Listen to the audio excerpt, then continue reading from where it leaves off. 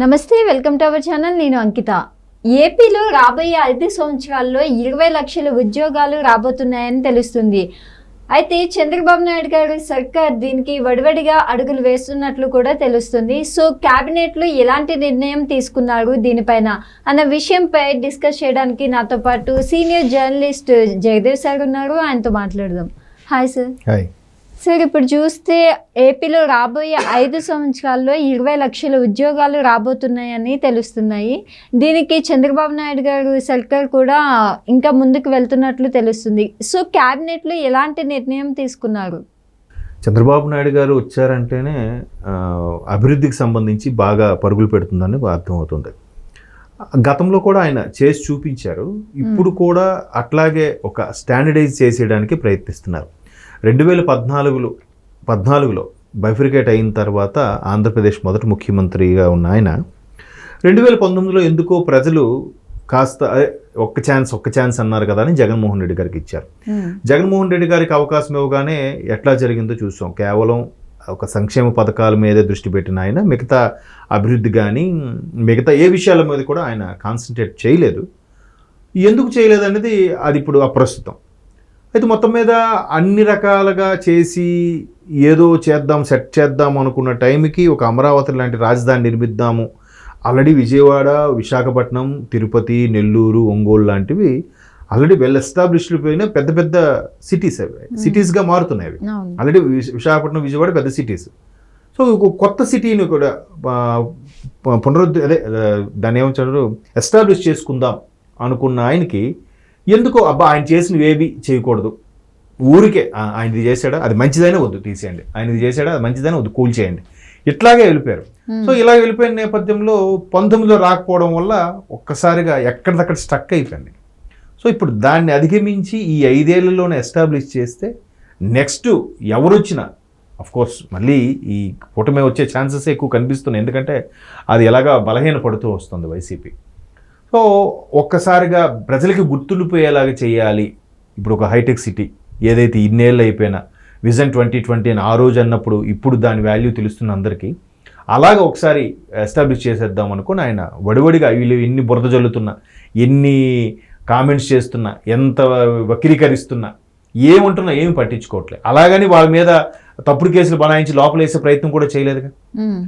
ఎవరెవరైతే సిఐడి వాళ్ళు పెండింగ్ కేసులను చెక్ చేస్తున్నప్పుడు వచ్చే అంశాల మీద ఒక్కొక్కరుగా అరెస్ట్ అవుతున్నారు తప్ప నిజంగా కక్ష సాధింపు అయితే ఇప్పుడు కొడాలి నాని గారు అరెస్ట్ అవ్వాలి, లేదంటే అనిల్ కుమార్ యాదవ్ గారు అరెస్ట్ అవ్వాలి, రోజా గారు అరెస్ట్ అవ్వాలి, వీళ్ళందరినీ అరెస్ట్ చేయాలి కదా.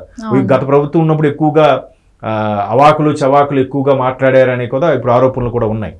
సో అలా చేయకుండా ఈయన పని చేసుకుపోతూనే ఉన్నాడు. అభివృద్ధి అని, ఆ డీమ్డ్ యూనివర్సిటీ అని, లేదంటే ఆర్టిఫిషియల్ ఇంటెలిజెన్స్ సంబంధించిన ఒక ట్రైనింగ్ ఇన్స్టిట్యూట్ స్టార్ట్ చేయాలని, యూట్యూబ్ కూడా ఒక హబ్లాగా అమరావతిని స్టార్ట్ చేయాలని ఆల్రెడీ గూగుల్ వాళ్ళతో మాట్లాడి ప్రతిదీ కూడా ఈవెన్ సచివాలయం ఉద్యోగులకి లేదా వాలంటీర్లు నాకు తెలిసి సుమారుగా 2 లక్షల పై 20,000 ఎంతమంది ఉంటే అందులో 1,00,000 పైగా 1,05,000 1,10,000 మంది రిజైన్ చేసేసారు. ఇంకా 1,00,000 చిల్లర మందే ఉన్నారు రిజైన్ చేయకుండా ఉన్న వాళ్ళు. సో వాళ్ళతో పాటు రిజైన్ చేసిన వాళ్ళని మళ్ళీ తీసుకోకుండా ఉన్న వాళ్ళని సచివాలయం ఉద్యోగుల్ని క్లబ్ చేసి పెన్షన్స్ కానీ లేదా ప్రభుత్వంలో ఇతర పనులకు కానీ ఉపయోగించుకొని దాన్ని కూడా ఒక రకంగా థర్డ్ పార్టీ పరంగా కానీ పెర్మనెంట్ చేసే ఆప్షన్ కాకపోయినా కంటిన్యూస్గా ఆ జాబ్ని ఇప్పుడు హోమ్ గార్డ్స్ అవి ఉంటాయి, అవి ఎట్లా ఒక విధంగా పెర్మనెంటే కానీ కానిస్టేబుల్ లాగా కాదు కదా హోమ్ గార్డ్ అంటే. సో అట్లాగే ఇవి కూడా ఒక రకమైన ప్రభుత్వ విధానాలతో నడిచేలాగే ఉండే ఆప్షన్ పెట్టుకునేలాగా చూసుకుంటున్నారు.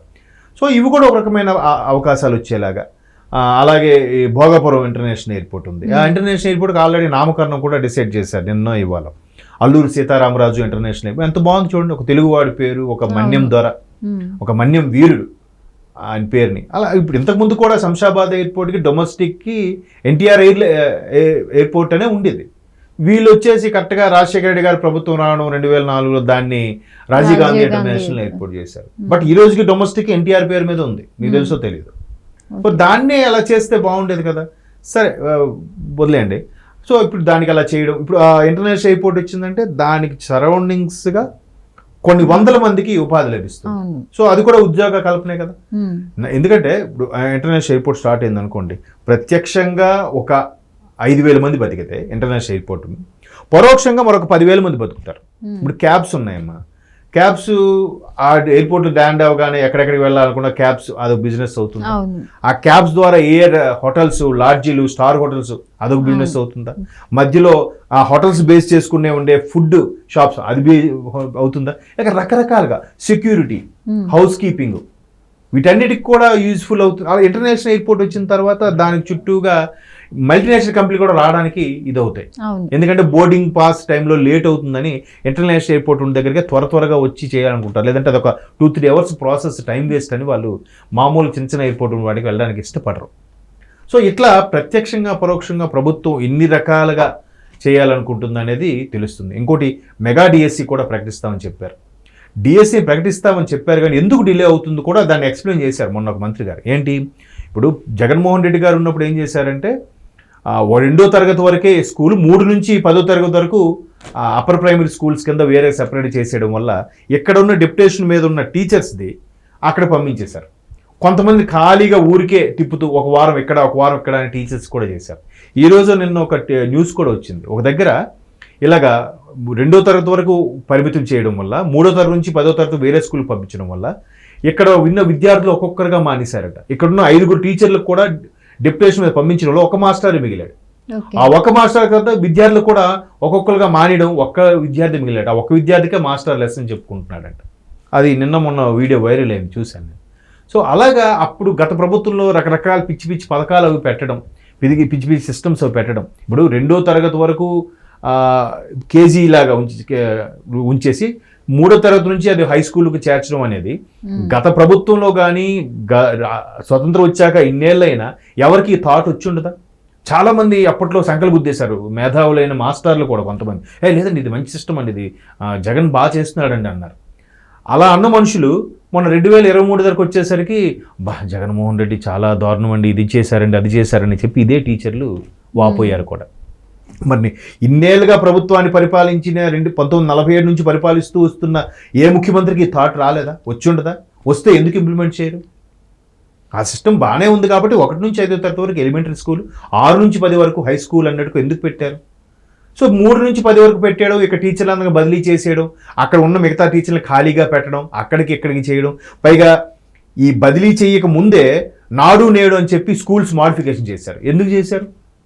1-2 తరగతులకి 10 పెద్ద బిల్డింగ్లు ఎందుకండి? ఎలిమెంటరీ స్కూల్ని అంత బాగా పునరుద్ధరించి బాగా రంగులేసి అన్నీ చేశాక 3వ తరగతి నుంచి 10వ తరగతి వరకు హై స్కూల్కి ఎందుకు షిఫ్ట్ చేయాలి? ఇప్పుడు అది వేస్టే కదా. ఇది షిఫ్ట్ చేసిన తర్వాత స్కూల్స్ని డెవలప్ చేస్తుంటే ఇక్కడ 1-2 తరగతులే కాబట్టి అందుకే 2 గదులే ఎస్టాబ్లిష్ చేశారంటే బాగుండేది. సో అది కూడా వాళ్ళకి లబ్ధి కోరేలాగా వాళ్ళకే చేసి అలా నాడు నేడు చేయడం అంటే రకరకాలుగా చేశారులేండి, ఒకటేని 2 కాదు.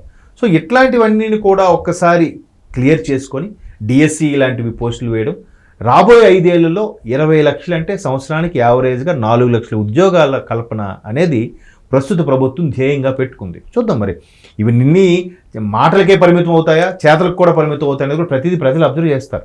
ఇప్పుడు చాలామంది ఏముందిలే వీళ్ళు గవర్నమెంట్ అలాగే చెప్తారంటే, గతంలో చంద్రబాబు నాయుడు గారు చాలా వరకు ఆయన ముందు రెవెన్యూ జనరేట్ చేయడం ఎలాగా అనేది ఆ కాన్సెప్ట్లోంచే ఒక్కొక్క కంపెనీని తీసుకొస్తూనే ఉద్యోగ కల్పన చేపిస్తూనే రెవెన్యూ కూడా డెవలప్ చేసే కాన్సెప్ట్లో ఉంటాడు ఆయన ఎప్పుడు. తద్వారా అభివృద్ధి అనేది సాధ్యం. సో అది జరుగుతుందా అనిపిస్తుంది. 20 లక్షలు కాదండి, కొన్ని 15 లక్షలైనా సూపరే కదా రాబోయే 5 ఏళ్లలో. ఖచ్చితంగా అది అవుతుంది అనిపిస్తుంది. అది ప్రత్యక్షంగా పరోక్షంగా ఇంకొన్ని లక్షల మంది కూడా బతుకుతారు. అది okay, thank you sir. Thank you.